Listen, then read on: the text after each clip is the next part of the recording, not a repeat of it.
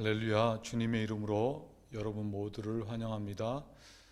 오늘 주일도 마찬가지로 출애굽기의 말씀 7번째 시간으로 너는 이 지팡이를 손에 잡고 이적을 행하라 라는 제목으로 함께 은혜를 나누도록 하겠습니다. 모세가 호렙산에서 하나님을 만났을 때 그는 하나님으로부터 애굽에서 신음하고 있는 이스라엘 백성들을 이끌어내라고 하는 소명을 받게 됩니다. 그럴 때 모세는 하나님께 묻기를, 사람들이 어떤 하나님을 만났느냐, 내가 만난 하나님의 이름이 무엇이냐라고 하면 뭐라고 대답을 해야 되겠습니까? 라는 질문을 합니다. 그랬을 때 우리가 지난주에 말씀을 살펴봤습니다. 하나님께서는 나는 스스로 있는 자니라, 나는 내 조상의 하나님 여호와라고 대답을 해 주셨습니다. 그 다음 모세는 오늘 본문과 같은 말을 합니다. 출애굽기 4장 1절에 모세가 대답하여 가로되 그러나 그들이 나를 믿지 아니하며 내 말을 듣지 아니하고 이르기를 여호와께서 내게 나타나지 아니하셨다 하리이다. 우리 조상의 하나님이신 여호와께서 내게 나타나셨다고 해도 사람들은 자신을 믿지 않을 것이고 말도 듣지 않을 것이고 여호와께서 내게 나타나지 않았다고 할 것이라는 그런 말입니다. 사실 그도 그럴 것이, 모세가 여호와 하나님을 만났을 때 그 현장에는 모세의 말을 증명해 주시는 사람이 있었던 것도 아니기 때문에 모세가 여호와 하나님을 만났다고 그런 말을 해도 사람들이 믿기 어려운 것입니다. 여러분, 이 말은 오늘 우리들이 생각해 볼 필요가 있는 아주 중요한 그런 말이라고 할 수 있습니다. 우리들도 하나님을 만났다는 말을 합니다. 그럴 때 사람들은 그런 우리의 말을 믿지 않고 말도 듣지 않고 또 결국에는 우리들의 삶에 하나님이 나타나지 않았다고 말할 수 있는 그런 가능성이 얼마든지 있기 때문인 것입니다. 그럴 때 여호와 하나님께서는 모세가 하나님을 만났다, 하나님이 그에게 나타나셨다고 하는 증거를 오늘 본문 말씀 보면 3가지로 말씀해 주십니다. 그것으로 인해 백성들이 이 모세를 믿게 될 것이라고 하신 것입니다. 이는 우리들에게도 이 3가지는 매우 중요한 의미가 있는 그런 증거들입니다. 그렇다고 하면 여호와 하나님께서는 모세에게 3가지 어떤 증거가 있다고 말씀을 하셨는가? 첫째는, 진정으로 하나님을 만난 사람들은 평범한 일상이라도 의미가 있음을 안다는 것입니다. 여호와께서는 모세에게 이렇게 말씀하셨습니다. 출애굽기 4장 2절 5절에 여호와께서 그에게 이르시되 내 손에 있는 것이 무엇이냐? 모세가 지팡이입니다 라고 했더니 여호와께서 말씀하시기를 그것을 땅에 던지라. 땅에 던졌더니 뱀이 됐다고 합니다. 그것을 보고 모세가 피했습니다. 여호와께서 모세에게 다시 내 손을 내밀어 그 꼬리를 잡으라. 모세가 손을 내밀어 뱀의 꼬리를 잡았더니 그 손에서 지팡이가 됐다고 했습니다. 그러면서 오늘 5절 말씀에 이는 그들로 그 조상의 하나님고 아브라함의 하나님, 이삭의 하나님, 야곱의 하나님 여호와가 내게 나타난 줄을 믿게 함이니라 라고 하셨습니다. 미디안 광야에서 장인 이드로의 양을 쳤던 이 모세에게는 늘 그 손에 지팡이가 들려져 있었습니다.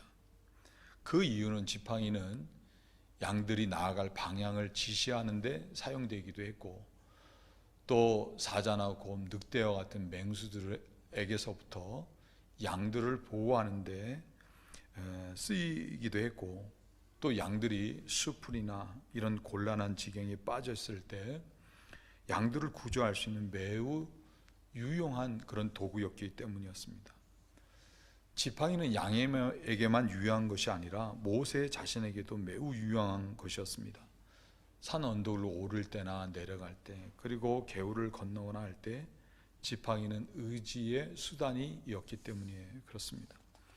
그러므로 모세의 손에는 늘 지팡이가 있었고, 지팡이는 목자들에게 있어서 가장 평범한 그런 도구였던 것입니다. 여호와 하나님께서는 그런 평범한 지팡이로 아브라함의 하나님, 이삭의 하나님, 야곱의 하나님 여호와가 모세가에게 나타나셨다고 하는 그 증거가 되게 하셨던 것입니다. 여러분, 이거 무엇을 의미하는 것입니까? 하나님을 만난 사람들에게 있어서 평범한 일상조차도 하나님을 만나기 전과 이후의 의미가 다르다는 것입니다. 하나님을 만나기 전에 직장을 다니거나 비즈니스를 하는 것은 그저 먹고 사는 수단에 불과했습니다. 그런데 하나님을 만나고 난 뒤에는 그런 평범한 일상조차도 단순히 먹고 살기 위해서 하는 일이 아니라 의미 있는 일이 된다는 것입니다. 코로나 상황 가운데서도 역시 시간은 멈추지 않고 잘 가고 있습니다. 세월이 너무너무 빠른 것입니다. 이렇게 세월이 유수처럼 빨리 흐를 때 어제의 하루와 오늘의 하루, 그리고 내일의 하루의 의미가 다른 것입니다. 젊을 때는 아무렇게나 시간을 흘려버렸지만 나이가 들면 들수록 하루라고 하는 시간이 소중하게 다가오는 것입니다. 마찬가지로 하나님을 만난 사람들에게 나타나는 특징 중에 하나가 평범한 일상의 삶이 매 순간 의미를 갖는다는 것입니다.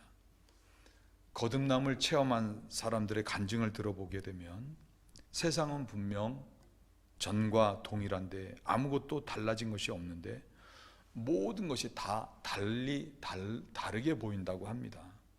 매일같이 똑같이 봤던 나무도 그때는 두 팔을 벌려 자신을 환영하는 것 같고, 또 늘 같은 바람인 것 같지만 그때의 바람은 마치 자신을 따뜻하게 감싸주는 것 같은 생각이 든다는 것입니다.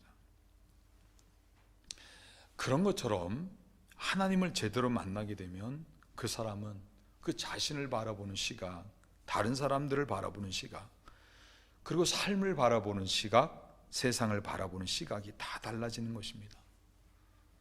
전에는 남과 나 자신을 비교해서 열등감에 사로잡혀 만족이 없고 심한 감정의 변화를 겪으며 살았었다고 하면, 하나님을 만난 후부터는 하나님께서 나를 위해 하나밖에 없는 독생하신 아들까지 주시기까지 사랑하셨음을 알고 나 자신을 사랑하게 되고, 더 이상 남과 나 자신을 비교하는 어리석은 행동도 멈추게 되고, 나는 나 자신으로서 이미 충분한 가치가 있는 존재임을 깨닫고 감사하고 행복해하는 것입니다. 뿐만 아니라 코로나와 같은 어려운 상황에서도 하루하루 하나님께서 일용할 양식을 주시고 입을 것 쓸 것 있다고 하면 그것 때문에 감사하고, 건강 지켜주시는 것 때문에 감사하는 그런 믿음의 삶을 사는 것입니다. 이것이 바로 하나님을 만난 사람들에게 나타나는 모습인 것입니다. 또 사람을 바라보는 시각도 달라집니다. 저 사람은 왜 저래? 이런 것이 아니라 그런 사람을 보게 되면 긍휼히 여길 줄 알고, 나도 예전에 저 사람과 같았었는데 하나님이 사랑하셔서 구원해 주셨다고 하는 그런 마음으로 그 사람을 위해서 기도할 수 있는 사람이 되는 것입니다.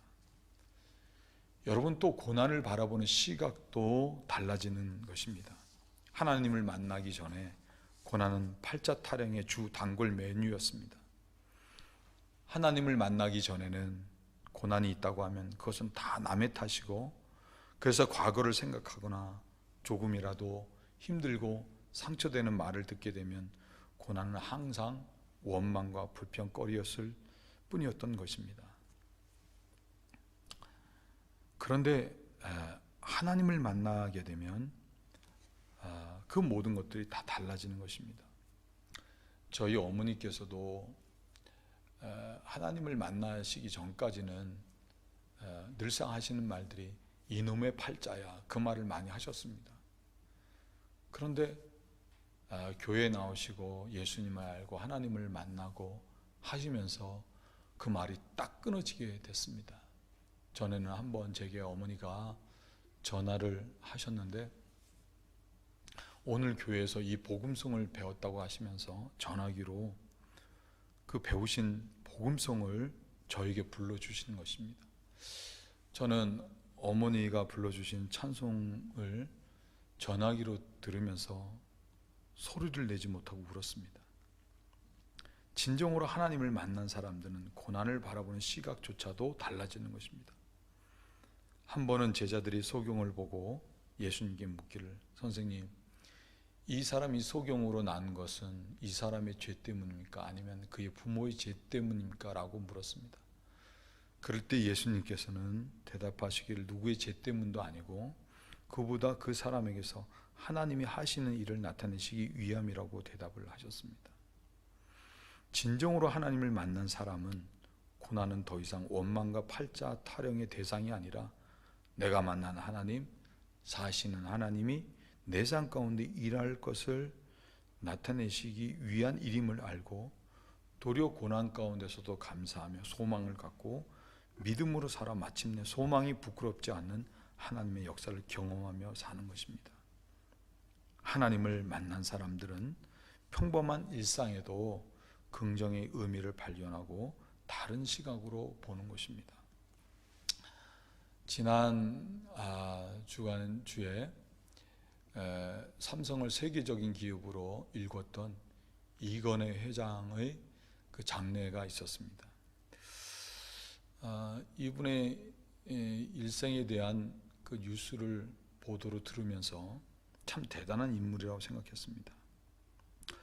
2등은 기억되지 않는다. 초인류 기업이 되어야 된다. 자식과 또 마누라 빼놓고는 다 바꿔라. 그러면서 선친 이병철 회장의 시대의 기업인들, 현대그룹의 정주행 회장이라든가 롯데나 LG그룹의 창업주들의 이야기가 막 회자가 됐는데 그분들도 참 대단한 분들이라고 생각이 들었습니다. 특히 정주행 회장은 부하에게, 부하 직원에게 쇠가 물에 뜨느냐라고 물을 정도로 지식이 없으셨던 그런 분이셨습니다. 그럼에도 그는 거북선이 그려져 있는 500원짜리 종이돈 하나 들고 영국, 독일을 쫓아다니면서 우리는 거북선을 만든 민족이다. 배를 잘 만들 테니 돈을 좀 빌려달라 해서 조선소를 세워서 배를 만들어 수출을 했습니다. 서산 간척지 방조제를 만드는데 거센 물살 때문에 공사를 마무리할 수 없게 되자 사람들은 더 이상 불가능하다고 할 때 정주행 회장은 고철로 쓸모없는 23만 톤급 길이 322m 고철 유재선을 끌고 와서는 그것을 막고 공사를 마무리했다고 합니다. 보는 시각이 달랐던 것입니다. 그 결과 오늘의 현대가 있게 됐던 것입니다. 사랑하는 성도 여러분, 여러분들이 정말 하나님을 만나셨다고 하면, 그래서 하나님이 늘 함께 나와 함께 하고 계시다는 것을 믿으신다고 하면 여러분 자신이나 주변의 사람들, 삶과 세상을 다른 시각으로 좀 보시기를 바랍니다.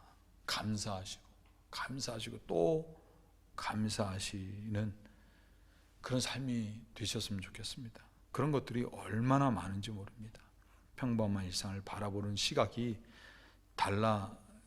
달라지시는 그것은 하나님을 만나신 것이 결코 말이 아니라 정말 하나님을 만났다고 하는 것이 아름다운 열매로 나타나는 중요한 일인 것입니다. 여러분 모두에게 이런 하나님을 만난 것 때문에 이런 시각이 달라지시기를 주님의 이름으로 축원을 드립니다. 두 번째, 하나님이 우리에게 나타나셨다고 하는 것은 나 자신의 삶에 분명한 변화로 증명된다는 것입니다. 여호와 하나님께서는 두 번째로 모세에게 이런 말씀을 하십니다. 출애굽기 4장 6절부터 8절, 여호와께서 가라사대 내 손을 품에 넣어라 하시며 품에 넣었다가 빼보니까 손에 문둥병이 발한 것입니다. 가라사대 내 손을 다시 품에 넣으라 하시자 모세가 다시 손에 품에 넣었다가 내어보니까 여상하게 됐다고 합니다. 그럴 때 여호와께서 말씀하시길 그들이 너를 믿지 아니하며 그 처음 이적의 표징을 받지 아니해도 둘째 이적의 표징은 믿으리라, 이렇게 이야기를 했습니다. 여러분, 성경에서 문둥병은 죄를 상징하는 것입니다. 왜냐하면 문둥병의 특성과 죄의 특성이 유사하기 때문에 그렇습니다.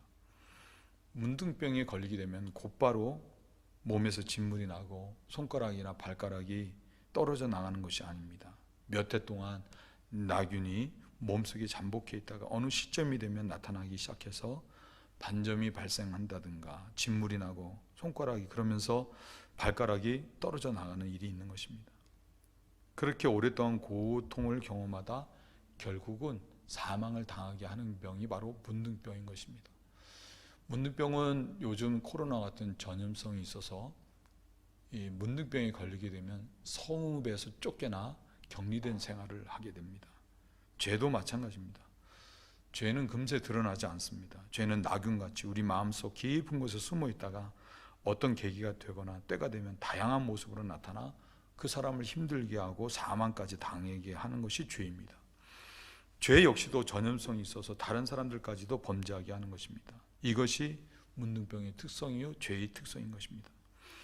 여호와 하나님께서 모세에게 손을 품에 넣으라 하셔서 넣었다가 내어보니 문둥병이 발생했고, 다시 품에 넣으라 하셔서 넣었다가 내어봤을 때 손이 여상하게 됐다고 하는 것은, 진정으로 하나님을 만난 사람은 더 이상 예전과 같이 죄 짓는 삶을 살지 않고 의로운 사람으로 온전한 변화된 삶을 산다는 것입니다. 나균과 같이 몸속에 잠복해 있다가 때가 되면 다시 예전과 같은 절제하지 못하는 감정, 잘못된 습관, 죄악된 행동이 나타나는 그런 삶은 진정으로 하나님을 만난 삶이라고 말하기 어려운 것입니다. 진정으로 하나님을 만난 사람들의 삶은 자신의 입으로 변화를 말하지 않더라도 사람들이 먼저 그 변화를 알아채고 정말 당신은 하나님을 만난 사람입니다 라고 말하는 삶, 말해주는 삶, 그것이 정말 하나님을 만나 변화된 삶인 것입니다. 삭개오는 악독한 세리였습니다. 로마에 내는 세금을 관리한다는 명목에 로마에 내는 세금을 쟁취하는 것은 물론 그것으로 자신의 배까지도 채웠습니다. 이스라엘 사람들은 이런 삭개오를 알고 있었지만 어떻게 할 수가 없었습니다. 삭개오에게는 사람이 없었습니다. 친구가 없었던 것입니다. 그런 삭개오는 예수님이 죄인의 친구라고 하는 소문을 듣게 됩니다. 예수님은 유대 종교 지도자와는 달리 창기나 세리와 같은 소위 죄인 취급을 받는 사람들의 친구가 되셨던 것입니다. 삭개오는 그런 예수님께서 어떤 모습일까, 어떤 분이실까 무척 궁금해했습니다. 그러던 어느 날 마침내 예수님께서 마을을 지나가신다는 소리를 듣게 됐을 때 그는 예수님을 보기 위해서 거리로 뛰어나가게 됐습니다. 하지만 키가 작았던 삭개오는 사람들에게 둘러싸인 예수님을 볼 수가 없었습니다. 그는 뽕나무로 올라갔습니다. 놀랍게도 그런 삭개오를 예수님께서 보시고 이렇게 말씀하십니다. 삭개오야, 내려오라. 내가 오늘 내 집에 유하여야 하겠다. 삭개오는 예수님이 이 말씀을 듣고 불이 났게 뽕나무에서 내려와서 예수님을 영접하여 자기 집으로 모셨습니다. 잔치가 열렸습니다. 그렇게 기쁨이 충만할 때 삭개오는 사람들 앞에 서서 이런 고백을 합니다. 누가복음 19장 8절, 삭개오가 서서 주께 여짜오되 주여 보시옵소서. 내 소유의 절반을 가난한 자들에게 주겠사오며 만일 네 것을 토색한 일이 있으면 4배나 갚겠나이다. 없이 살아본 사람은 없는 대로 삽니다. 그런데 돈이 있어 본 사람은 없이 사는 것이 무척 힘든 것입니다. 또 돈이라고 하는 것은 가지면 가질수록 더 큰 욕심이 나기 마련인 것입니다. 삭개오는 부자입니다. 그는 지금 같은 동족으로부터 욕을 들어가며 힘들게 모았던 돈을 가난한 사람들에게 나눠주겠다고 한 것입니다. 이것은 결코 그에게 쉬운 일이 아닌 것입니다. 이 일이 일어날 수 있었던 이유는 그는 예수님을 만났기 때문인 것입니다. 사랑의 주님을 친구로 만났기 때문인 것입니다. 그렇게 만난 예수님께서 그의 진정한 부요가 되셨기 때문에 재산을 기꺼이 나누어 가난한 사람들에게 줄 수 있었던 것이고, 그렇게 만난 예수님이 그의 참 사랑이 되셨기 때문에 더 이상 세상의 사랑을 찾을 필요가 없었던 것입니다. 그렇게 만난 예수님께서 세상을 넉넉히 이기며 살아간 능력이 되셨기 때문에 삭개오는 그 전까지 붙들고 살았던 것들을 기꺼이 내려놓을 수 있었던 것입니다. 예수님께서는 그런 삭개오를 향해 이렇게 말씀하십니다. 누가복음 19장 9절, 예수께서 이르시되 오늘 구원이 이 집에 이르렀으니 이 사람도 아브라함의 자손이미로다. 하나님을 진정 만난 사람은 시몬이 베드로가 되고 사울이 바울 되는 것 같은 온전한 삶의 변화가 있는 것입니다. 기독교는 사람을 억지로 바꾸는 종교가 아닙니다. 율법은 그런 모습이 있습니다. 종교는 어떤 법과 규례를 정해놓고 그렇게 살라고 강요하는 것은 그건 종교입니다. 그런데 복음은 그런 것이 아닙니다. 먼저 하나밖에 없는 독생하신 아들을 십자가에 내어주신 그 하나님과 그 사랑을 알라고 말씀을 합니다. 그리고 그 사랑으로 마음의 변화를 받으라고 합니다. 마음이 바뀌면 모든 것들이 바뀔 수 있기 때문입니다. 우리의 마음이 하나님으로부터 은혜를 받아 바뀌고 또 그런 마음이 하나님이 일하시게 되면 그 사람은 억지로 법으로 바꾸려고 해도, 강요하지 않더라도 법이나 율법이 할 수 없는 온전한 변화와 놀라운 능력이 나타나는 것입니다. 바로 이런 이유 때문에 여호와 하나님께서는 모세에게 말씀하시기를 손을 품속에 넣으라고 하셨던 것입니다. 다시 말해 마음에서부터 변화를 경험할 수 있어야 된다는 것입니다. 이 때문에 사도 바울 역시도 로마서 12장 2절에서 말하기를 너희는 이 세대를 본받지 말고 오직 마음을 새롭게 함으로 변화를 받아 하나님의 선하시고 기뻐하시고 온전한 뜻이 무엇인지 분별을 하라고 했고, 또 빌립보서 2장 5절에서는 아예 너희가 예수의 마음을 품으라고 말씀을 했던 것입니다. 사랑하는 성도 여러분, 이 땅에 육신으로 태어난 우리들은 누구든지 간에 다시 한 번 더 태어나야 되는 것입니다. 육신의 품에서 태어났다고 하면 그 다음에는 하나님의 품속에서 다시 태어나는 거듭남이 필요한 것입니다. 온전한 변화된 거듭난 삶이야말로 내가 입으로 말하지 않아도 우리들이 하나님을 만났다고 하는 사람들이 우리들을 믿는 가장 좋은 그런 증거인 것입니다. 여러분 모두가 하나님을 만나서 거듭난 삶을 사심으로 하나님이 여러분의 삶 가운데 나타나셨음을 증거할 수 있는 복된 삶이 되시길 주님의 이름으로 축원을 드립니다. 모세가 하나님을 만났다고 하는 세 번째 증거로 여호와 하나님께서는 모세에게 하수를 취해 육지에 부으라고 하셨습니다. 그러면 그것이 육지에서 피가 되리라고 하셨습니다. 그것이 출애굽기 4장 9절의 말씀입니다. 레위기 17장 11절과 14절의 말씀을 보면 육체의 생명은 피에 있다라고 말씀을 하셨고 모든 생명은 그 피가 생명과 일체라고 하셨습니다. 다시 말해서 피라고 하는 것은 곧 생명을 가리킨다는 뜻입니다. 따라서 하수를 취해 육지에 부어라, 그렇게 취한 하수가 육지에서 피가 되리라 하신 것은 하나님을 진정으로 만난 사람들의 삶에는 다른 사람들로 하여금 자신과 같이 참 생명을 얻게 하는 모습이 있다는 것입니다. 그것이 곧 하나님을 만난 증거라는 것입니다. 가장 두드러진 증거가 바로 예수께서 그리스도 되심을 복음을 통해 증거하는 것입니다. 하나님을 만나게 된 사람은 말이 달라집니다.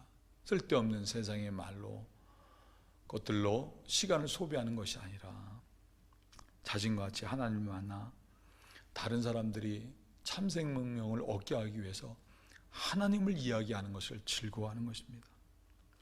하나님께서 이런 의미로 모세에게 말씀하셨을 때 모세가 출애굽기 4장 10절에 말하기를 주여 나는 본래 말에 능치 못한 자라 주께서 주의 종에게 명하신 후에도 그러하니 나는 입이 뻣뻣하고 혀가 둔한 자이니이다 라고 했던 이유가 바로 여기에 있는 것입니다.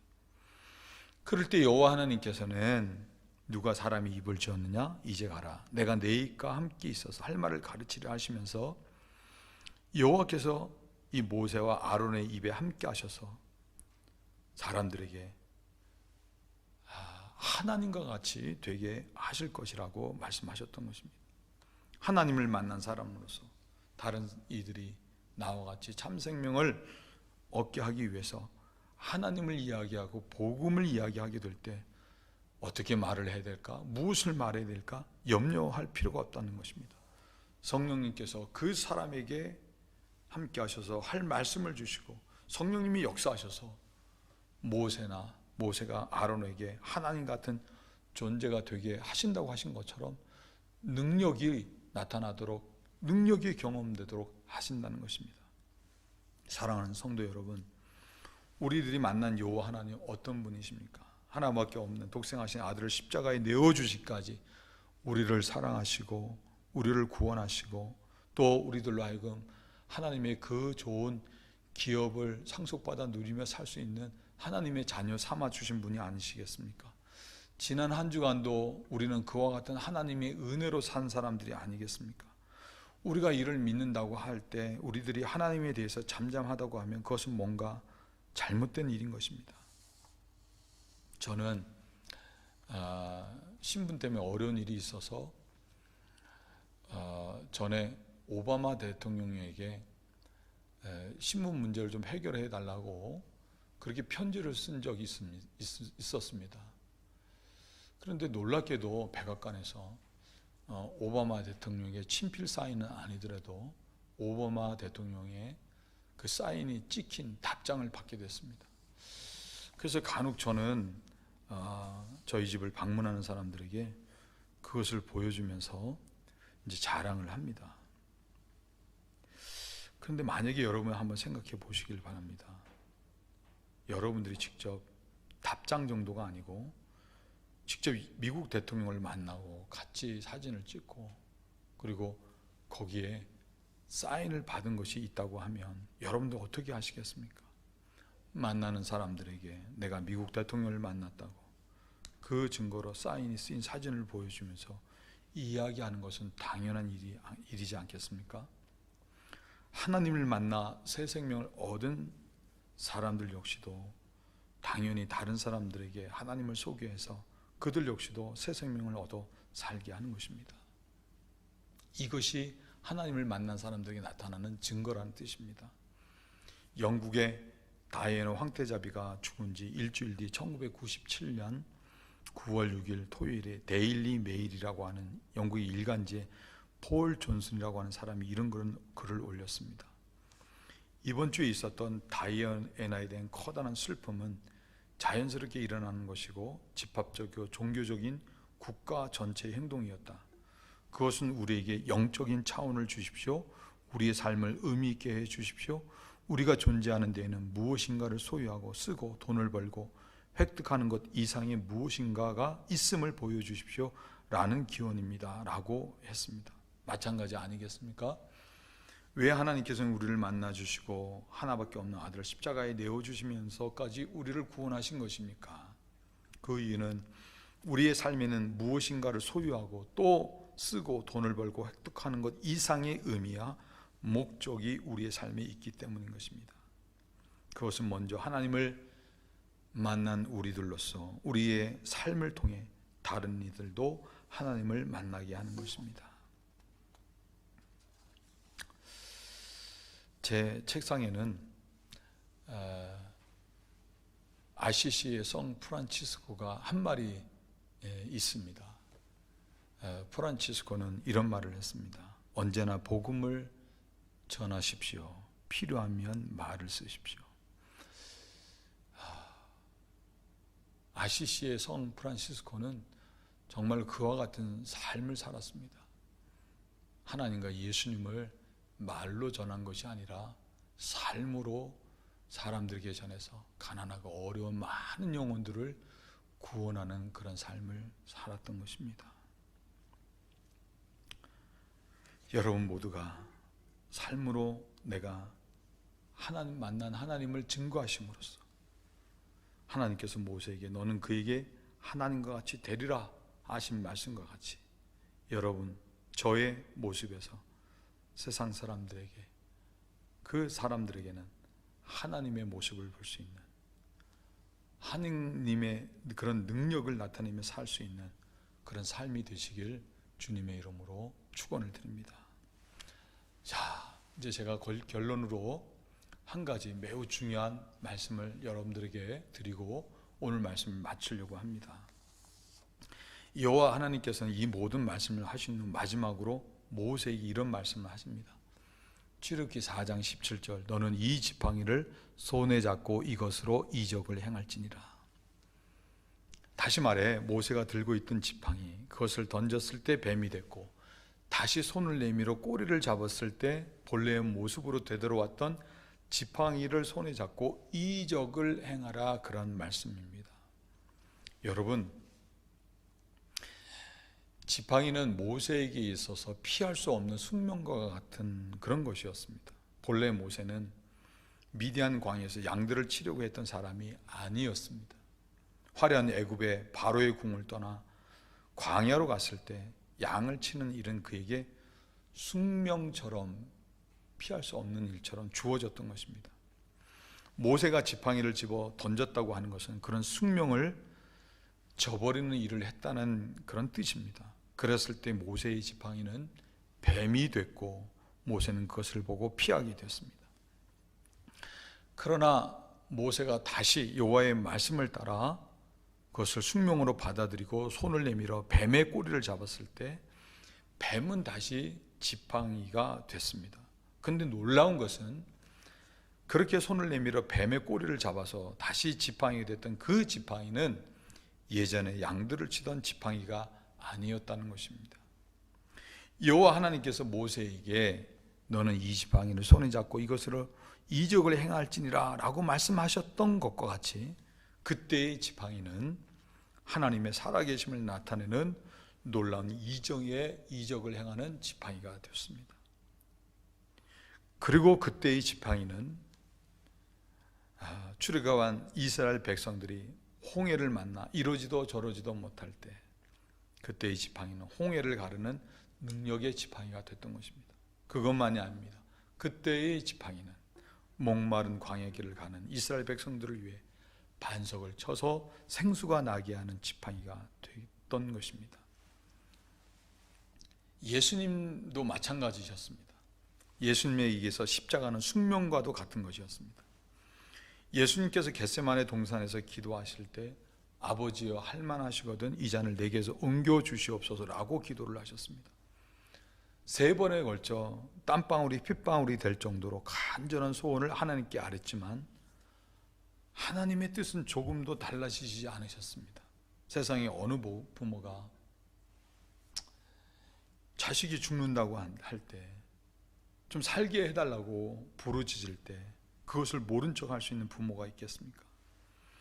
그런데 하나님께서는 죄인된 우리들을 구원하시기 위해 그렇게 귀한 독생하신 아들을 십자가에 못 박혀 죽게 하는 일에 침묵하셨던 것입니다.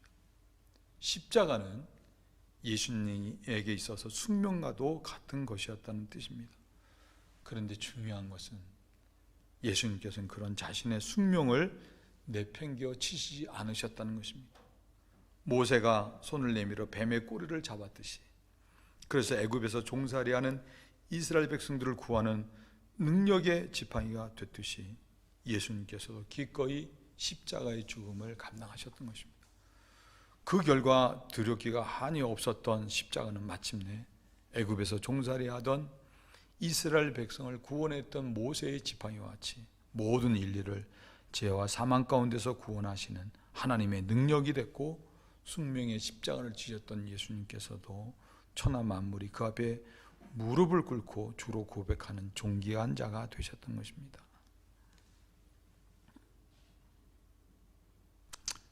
백성호라고 하는 중앙일보 종교부 기자는 성 프란치스코의 삶에 대해서 이런 말을 했습니다. 젊은 시절 프란치스코는 마음껏 즐겼다.